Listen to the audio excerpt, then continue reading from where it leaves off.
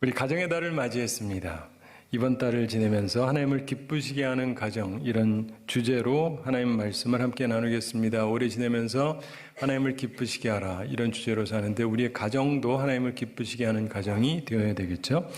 오늘은 어린이 주일을 맞이하면서 며느리로 복되게 하라, 이런 제목을 가지고 말씀을 드리겠습니다. 어린이 주일인데 왜 며느리 얘기냐, 이런 의문을 갖는 분들을 위해서 간단하게 설명을 드리겠습니다. 요즘 우리나라 한국을 보면 출산율이 세계 최저라는 걸 알고 계시죠? 이미 우리나라의 인구가 몇 년 전부터 줄기 시작을 했습니다. 한국 소멸론이라는 말까지 나오고 있습니다. 그런데 아이가 태어나려면 아들이 있어야 되지만 아들이 있어도 반드시 며느리가 필요합니다. 그렇죠? 근데 며느리를 선대하고 복되게 해야 손주 아이가 태어나는 거죠. 그리고 잘 양육하는 것입니다. 따라서 어린이 이렇게만 말할 게 아니고 며느리로 복되게 하는 것이 사실상 요즘에는 우선순위가 아닌가 싶습니다. 이런 기초적 이해를 가지고 오늘 말씀을 상고하겠습니다. 우리 앞으로 룻기를 통해서 깨달음 얻게 되기를 원합니다. 자, 우리 모든 부모들이 자녀에게 관심을 갖습니다. 자녀는 하나님께서 주신 선물이라고 그러죠. 따라서 사람들은 일반적으로 자녀를 갖는 것을 기쁨이라고 예전에는 생각을 했죠. 요즘 세상이 좀 험해져서 꼭 그런 것 같지는 않습니다만은 우리는 자녀를 갖는 것을 감사하게 생각해야 됩니다. 그리고 자녀에 대해서 항상 사랑과 훈계로 바르게 양육해야 됩니다. 사랑과 훈계라고 하는 이 두 가지를 잘 균형 있게 가지고 자녀를 양육해야 훌륭한 사람으로 키울 수 있습니다. 성경적인 가르침이거든요. 모두 자녀를 훌륭하게 키우시기 바랍니다. 자, 그런데 가정의 달을 맞이하면서 자녀가 없는 분들도 생각하게 됩니다. 몇 년 동안 항상 자녀 사랑에 대해서 말씀을 나누면서 올해는 자녀가 없는 분들에게도 은혜가 되는 말씀을 나누기 위해서 준비했습니다. 그러면서 며느리로 복되게 하라, 이런 제목의 말씀을 생각하게 됐습니다. 며느리는 내 자식이 아닙니다. 남의 자식이죠. 따라서 며느리로 복되게 하라, 이 말은 사위로 복되게 하라 혹은 남의 자식으로 복되게 하라, 이런 말씀과 같은 맥락이라고 할 수 있습니다. 다른 말로 하자면 내 이웃을 내 몸과 같이 사랑하라라는 말씀일 수도 있습니다. 인생을 어렵게 살아오신 분, 내 인생에서 남은 복이 없다고 느끼시는 분이 계실 수 있는데 오늘 본문에 나오는 나옴이라고 하는 여인을 통해서 가장 절망적인 사람도 하나님을 기쁘시게 하는 사람이 될 수 있고 또 복받을 수 있다라고 하는 교훈을 받으시게 되기를 바랍니다. 자, 이 나오미가 본래 한때 잘 살았던 여인입니다. 남편도 있었고 두 아들도 두고 잘 살았습니다. 그러나 이민을 가면서 삶이 꼬이기를 시작합니다. 아이들이 외국 사람과 결혼했습니다. 그리고는 자기 남편이 먼저 죽습니다. 그리고 두 아들도 모두 다 자식도 하나 낳지 못하고 죽어버렸어요. 자, 이런 불행을 맛본 여인, 이런 불행한 가정을 가진 여인에게 어떤 가능성이 앞에 있겠습니까? 사람의 상식으로는 아무것도 없습니다. 자식도 하나 없는 홀로 사는 가난한 여인에게 무슨 복이 있겠습니까? 토마스 플러 박사가 이런 말을 했습니다. 남녀 양성 중에서 여인이 더 연약하다. 여인 중에서도 노인은 더 약하다.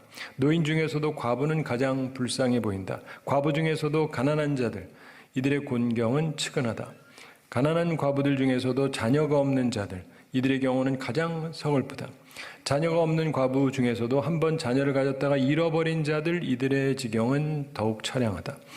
자녀를 가져본 적이 있던 과부들 중에서도 이국에서 나그네가 된 자들, 이들의 상태가 가장 쓸쓸하다.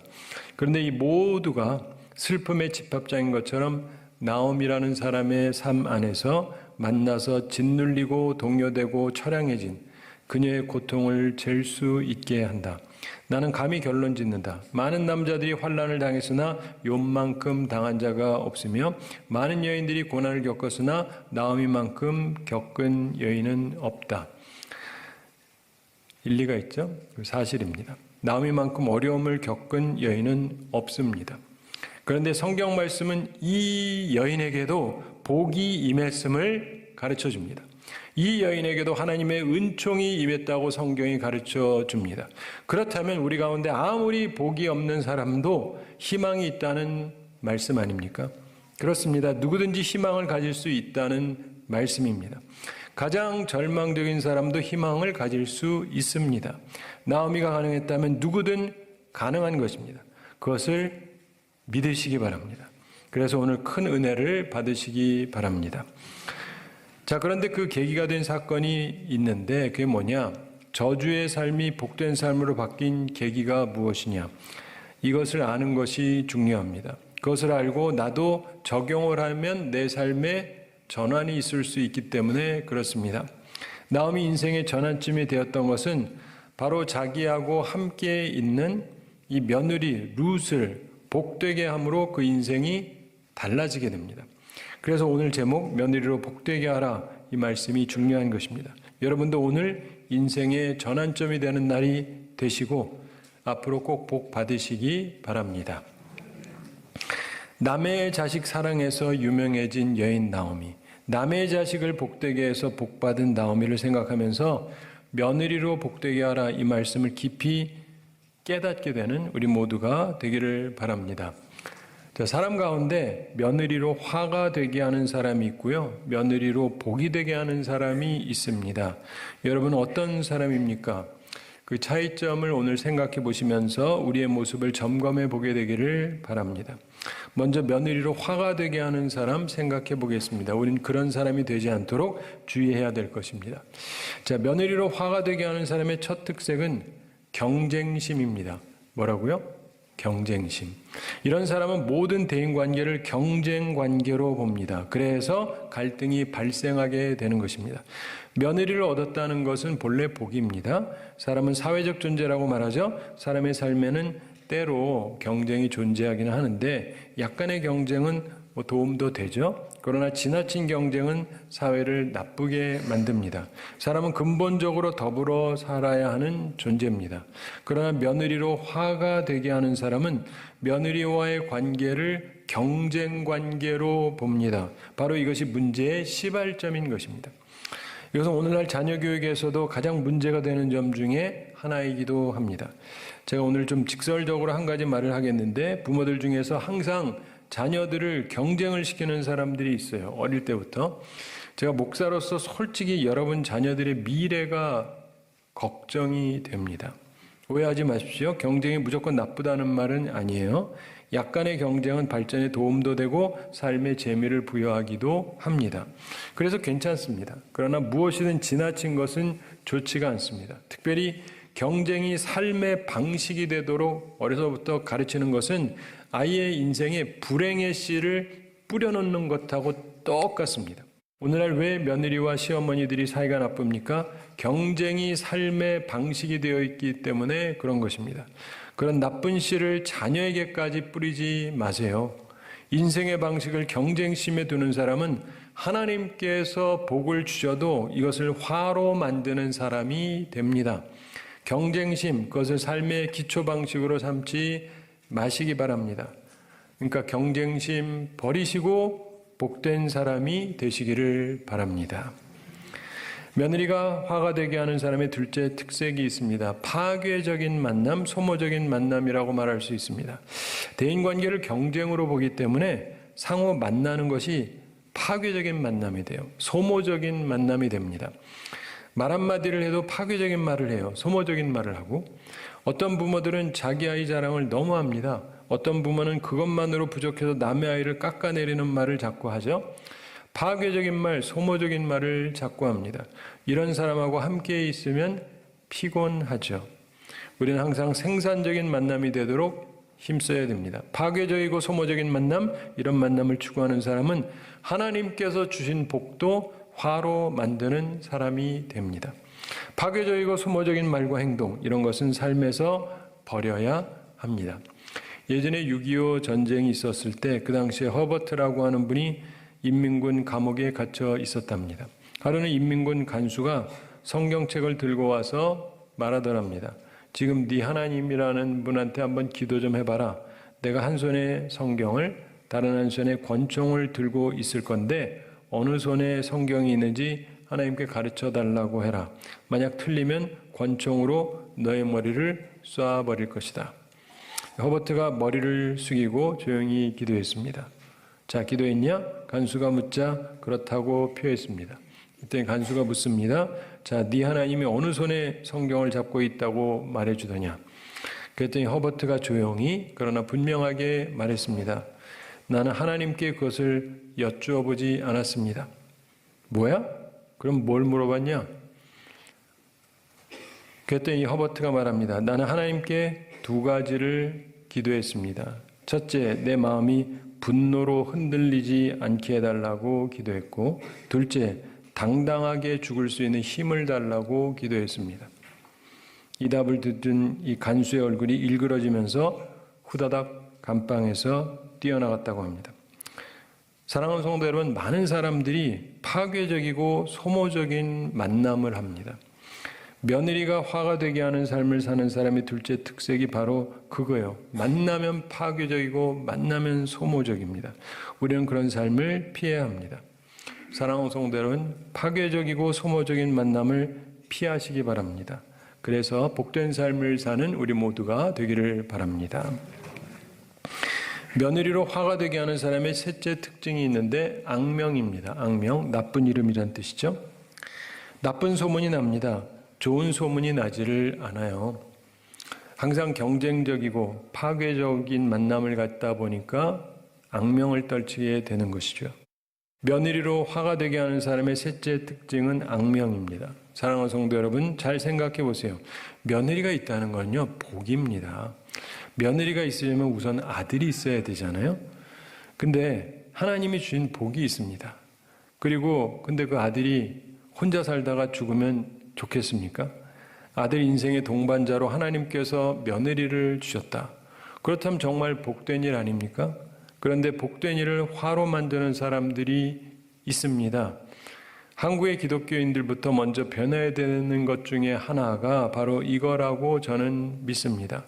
말씀의 생활화가 잘 되지를 않아요. 듣고만 끝나요. 얼마나 많은 여성이 교회를 다닙니까? 그 많은 여성들, 그 많은 시어머니들이 며느리로 복이 되게 한다면 세상에 예수 믿지 않을 며느리가 어디 있겠습니까? 그리고 복음하는 순식간에 이루어질 것입니다. 여성들이여, 제발 나오미 같은 시어머니가 되십시오. 적어도 그런 마음을 품으시기 바랍니다. 오늘 말씀해 보면 며느리로 복이 되게 한 사람 나오미의 이야기가 나옵니다. 며느리로 복이 되게 한 나오미의 모습에서 우리는 세 가지 중요한 특색을 찾을 수 있습니다. 우리도 이런 모습을 갖추게 되기를 바랍니다. 자, 며느리로 복이 되게 하는 사람의 첫 특색은 더불어 사는 삶의 방식을 갖습니다. 사람 관계를 경쟁 관계로 인식하지 않고 더불어 사는 삶으로 보는 것입니다. 오늘 본문 3장 1절 함께 읽어보겠습니다. 룻의 시어머니 나오미가 그에게 이르되 내 딸아 내가 너를 위하여 안식할 곳을 구하여 너를 복되게 하여야 하지 않겠느냐. 아멘. 시어머니가 며느리를 뭐라고 불러요? 내 딸아 이렇게 부릅니다. 호칭을 보세요. 마치 자기의 딸을 대하듯이 며느리를 대합니다. 이게 수천 년 전 얘기예요. 요즘 얘기가 아니고. 이것은 참된 성도의 모습입니다. 예수를 믿는 여성들은 자기 며느리를 자기 딸을 대하듯이 대해야 합니다. 예수 믿는 사람들은 자기 사위를 자기 아들 대하듯이 대해야 합니다. 더불어 사는 삶을 살아야 하는 것입니다. 여성으로서 최고의 과학자하면 퀴리 부인을 꼽습니다. 과학자인 마리 퀴리 부인이 남편 피에르 큐리와 함께 라듐을 발견했습니다. 이들은 세계 최초로 역청 우라늄 광석에서 라듐을 분리하는 데 성공했습니다. 당시 라듐의 값은 천문학적인 값이었다 그럽니다. 아주 소량인 1g에 15만 불이나 되었다 그래요. 1g에 1억이 넘는다 이 말입니다. 1kg이면 1000억이 넘는다는 얘기예요. 라듐 생산 방법은 이들 부부만 알고 있어서 이걸 특허로 등록을 하면 그들은 세계적인 갑부가 되는 것이었습니다. 그러나 이들은 역사에 남는 유명한 말을 했습니다. 라듐은 인류에게 속한 것이지 우리의 소유가 아닙니다. 그들은 그 생산 방법을 공개했고 자기만의 부유함보다 함께 나누는 길을 선택했습니다. 수많은 부자들이 있었습니다. 그러나 그들이 기억되지 않습니다. 오히려 개인의 부축적 대신에 더불어 사는 삶을 선택했던 퀴리 부부의 행동이 기억되는 것입니다. 성경의 위인들을 보면 다 더불어서 사는 사람들, 참으로 지혜로운 사람은 더불어 사는 삶을 삽니다. 시어머니들이 꼭 기억해야 될 성경의 인물이 있습니다. 누굽니까? 나오미. 시어머니들은 항상 나오미를 묵상하셔야 돼요. 오늘 본문에 나오는 인물입니다. 우리는 더불어 사는 삶의 방식을 추구해야 됩니다.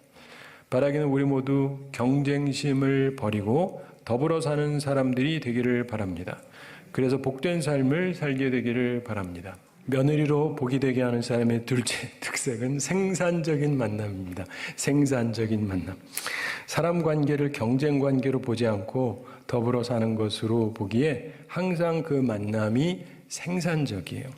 본문 3장 1절 후반을 보시면 나오미가 그 며느리에게 말합니다. 내 딸아, 내가 너를 위하여 안식할 곳을 구하여 너로 복되게 하여야 하지 않겠느냐. 이게 무슨 말입니까? 며느리 시집 가도록 해주겠다는 말입니다. 본문 3장 2절 함께 읽어보겠습니다. 내가 함께하던 하녀들을 둔 보아스는 우리의 친족이 아니냐. 보라, 그가 오늘 밤에 타작마당에서 보리를 까불리라. 아멘. 내가 함께하던 시녀들을 둔 보아스는 우리의 친족이 아니냐. 이렇게 말하는데 무슨 말이냐. 이 남자와 결혼해라. 이런 말입니다. 그 다음에 이제 3절부터 5절에 있는 내용을 봐도 굉장히 충격적인 이야기를 하고 있습니다. 시어머니가 할 것 같지 않은. 여러분, 시집살이 해본 사람이 시집살이 시킨다 이런 말이 있죠. 자기가 고생해본 사람이 의외로 남을 고생시키는 경우가 많다 그럽니다. 근데 본문에 보면은 이 과부 시어머니가 과부가 된 며느리를 시집 보내려고 노력하는 모습이 나옵니다. 참 놀라운 일입니다. 나도 혼자 사니까 너도 혼자 살아라가 아니고, 게다가 내 자식도 아니고, 더 나아가 내 자식, 내 아들이 죽었어요. 그리고 남은 며느리입니다. 그 며느리를 남의 남자한테 시집을 보내려고 합니다. 복되게 해주려고. 참 놀라운 마음 자세 아닙니까? 놀라운 사랑이에요. 얼마나 생산적인 만남입니까? 1절 후반의 말씀, 너로 복되게 하여야 하지 않겠느냐. 너로 복되게 하여야 하지 않겠느냐. 너로 복되게 하여야 하지 않겠느냐. 며느리들이 자기 시어머니한테 이런 말을 계속 듣는다면 얼마나 좋겠습니까? 놀라운 말입니다. 며느리로 복되게 하려는 이 나오미의 말, 이런 시어머니들이 많아진다면 세상은 정말 순식간에 좋아질 것입니다. 생산적인 만남, 남을 복되게 하려는 자세, 이런 것이 우리에게 필요한 것입니다. 사랑하는 성도 여러분, 우리 모두 파괴적인 삶은 피하고 생산적으로 살게 되기를 바랍니다. 그래서 복된 삶을 사는 우리 모두가 되기를 바랍니다. 며느리로 복이 되게 하는 사람의 셋째 특색이 있는데 좋은 명성을 얻습니다. 좋은 이름을 얻어요. 본문 4장 13절 함께 읽어보겠습니다. 이에 보아스가 룻을 맞이하여 아내로 삼고 그에게 들어갔더니 여호와께서 그에게 임신하게 하심으로 그가 아들을 낳은지라. 아멘. 결국 며느리 룻이 보아스하고 결혼합니다. 그리고 하나님께서도 복을 주셔서 임신하게 하시고 또 아들까지 낳게 하셨습니다. 14절에서 말씀합니다. 여인들이 나오미에게 이르되 찬송할지로다. 여호와께서 오늘 내게 기업 물을 자가 없게 하지 아니하셨도다. 이 아이의 이름이 이스라엘 중에 유명하게 되기를 원하노라. 그러면서 그 다음 절 15절 함께 읽어보겠습니다. 이는 내 생명의 회복자이며 내 노년의 봉양자라. 곧 너를 사랑하며 7 아들보다 귀한 내 며느리가 낳은 자로다 하니라. 아멘. 우리가 예전에 하도 애를 많이 낳으니까 아들, 딸 구별 말고 둘만 낳아 잘 기르자 뭐 이러던 말을 하던 때가 있어요. 근데 그래도 아들이 좋다 그러니까 그 다음에 아들보다 더 나은 딸 뭐 이러면서 막 하고 그랬는데 어떠한 구호도 7 아들보다 더 나은 며느리란 말은 내가 들어본 적이 없어요. 있으세요? 없죠. 예. 아들보다 딸이 낫다는 정도지. 근데 며느리가 7 아들보다 낫다 이런 게 어디 있어요? 성경에만 있어요. 근데 그렇다면 복이잖아요. 근데 좋은 명성을 얻게 되는데 나오미가 며느리를 씹어내고 결국 명성을 얻게 됩니다. 정말 아름다운 이야기입니다. 예전에 미국 뉴욕에서 교회에 잘 다니며 살던 어떤 백인 부부가 있었습니다. 근데 돈이 점점 늘어나면서 풍성해지다 보니까 교회도 잘 안 나오고 봉사도 잘 안 하고 그러면서 이제 맨날 놀러 다니기 시작을 했습니다. 한 번은 그 부부가 시카고에 갔습니다. 그리고 돌아올 때 남편은 일이 있어서 며칠 더 머무르고 아내만 먼저 떠나게 했습니다. 기차 여행을 했습니다. 참고로 미국은 기차 여행이요 비행기보다 더 비싸기도 해요. 진짜 좋습니다. 그런데 뭐 다 그런 건 아니고 그것마다 이제 차이가 있지만 그 기차 여행을 했는데 그만 큰 열차 사고가 났습니다. 수많은 사람이 그때 죽었습니다. 그 부인도 열차 밑에 끼어서 몸을 움직이지 못하는 상태로 발견이 됐습니다. 의사가 달려왔을 때 부인이 애원하더랍니다.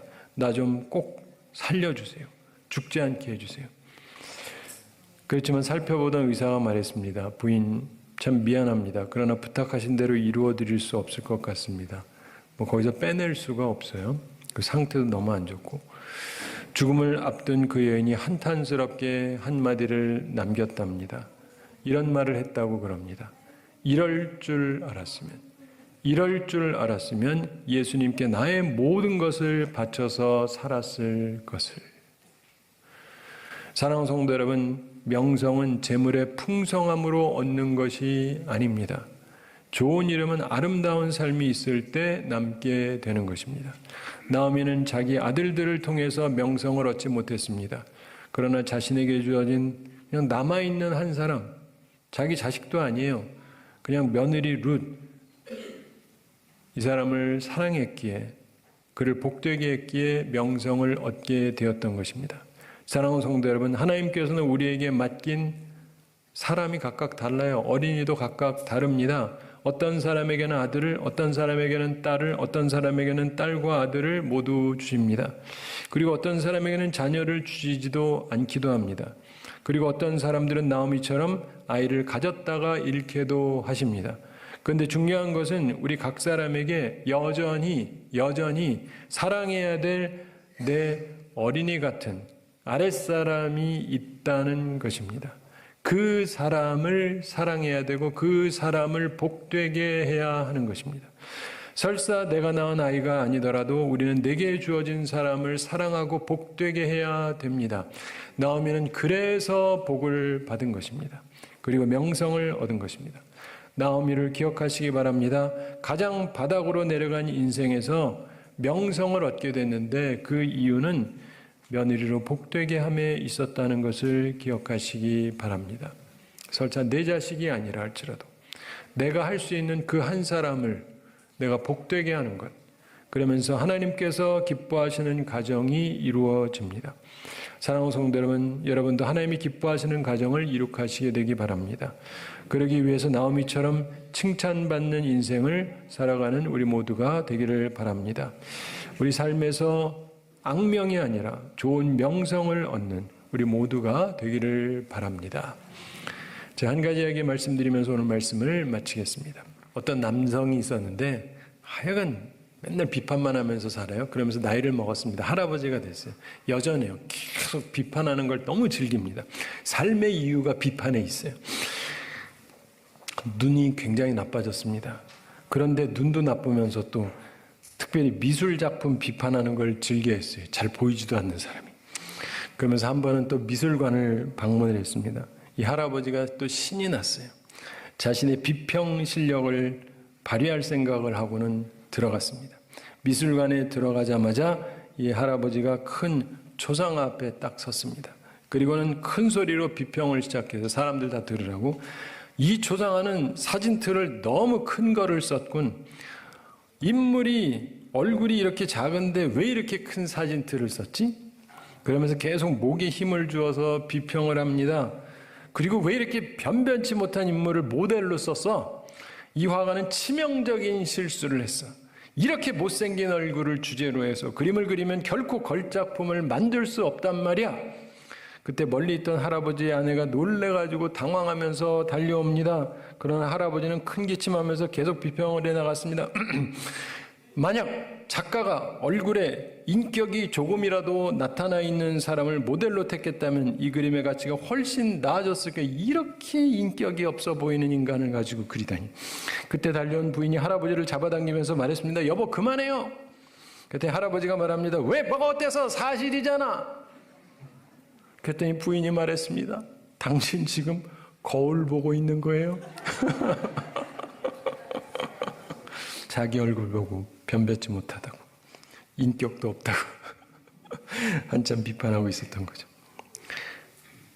사랑하는 성도 여러분, 며느리 욕하지 마시고 며느리 미워하지 마시고 그거 다 누워서 침 뱉기거든요. 하나님께서 주신 사람을 복되게 하십시오. 내 밑에 있는 사람을 욕하지 말고 복되게 하세요. 며느리로 복되게 하라. 사위로 복되게 하라. 내 아이는 아니지만 남의 자녀지만 복되게 하라. 이게 하나님의 뜻입니다. 이 말씀을 기억하시면서 하나님께서 기뻐하시는 가정을 만들어가는 우리 모두가 되기를 우리 주님의 이름으로 축원합니다.